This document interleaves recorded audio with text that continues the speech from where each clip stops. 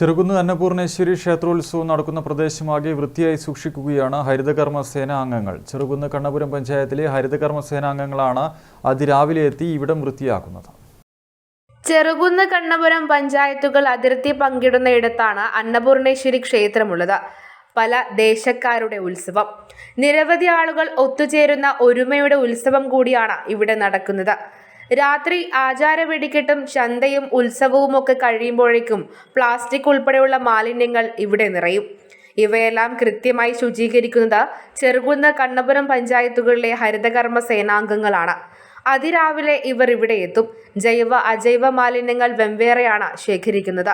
ക്ഷേത്രം സേവാസമിതിയുടെ പൂർണ്ണ സഹകരണം ഇവർക്കുണ്ട്.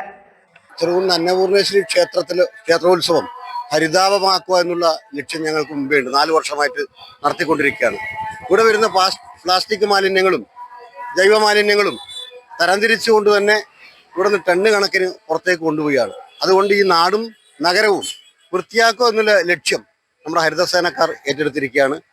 4 വർഷമായി ഈ അന്നപൂർണേശ്വരി ക്ഷേത്രത്തിലെ മാലിന്യമുക്തം ആക്കാൻ വേണ്ടിയിട്ട് ചെയ്യുന്നു. രാവിലെ 6:30 തൊട്ടിട്ടാണ് ഇവിടെ പ്രവർത്തനം ആരംഭിക്കുന്നത്. ചെറുകുന്ന് തറ തൊട്ടിട്ട് അമ്പലം വരെയുള്ള മുഴുവൻ ഭാഗങ്ങളിലെ പ്ലാസ്റ്റിക്കും അതുപോലെ പേപ്പർ വേസ്റ്റ് എല്ലാം മൊത്തത്തിലുള്ള വേസ്റ്റ് കളക്ട് ചെയ്ത് അടിച്ചു വാരി വൃത്തിയാക്കിയിട്ട് ഒരു വൈകുന്നേരത്തോടെയാണ് ഹരിതകർമ്മസേന ഈ അമ്പലത്തിൽ നിന്ന് പോകാൻ പറ്റുന്നത്. മാതൃകാപരമായ ഒരു പ്രവർത്തനം കൊണ്ട് അമ്പലത്തിൽ വന്നവർക്ക് നല്ല രീതിയിൽ ഒരു പേപ്പർ വേസ്റ്റോ ഒരു പ്ലാസ്റ്റിക്കോ ഒരു തരത്തിലുള്ള മാലിന്യങ്ങളും നമ്മളെ ഹരിതകർമ്മസേനയുടെ പ്രവർത്തനം കൊണ്ട് കാണാൻ പറ്റുന്നില്ല. വൈകുന്നേരം വരെ ഹരിതകർമ്മ സേനാംഗങ്ങളുടെ സാന്നിധ്യം ഇവിടെയുണ്ട്.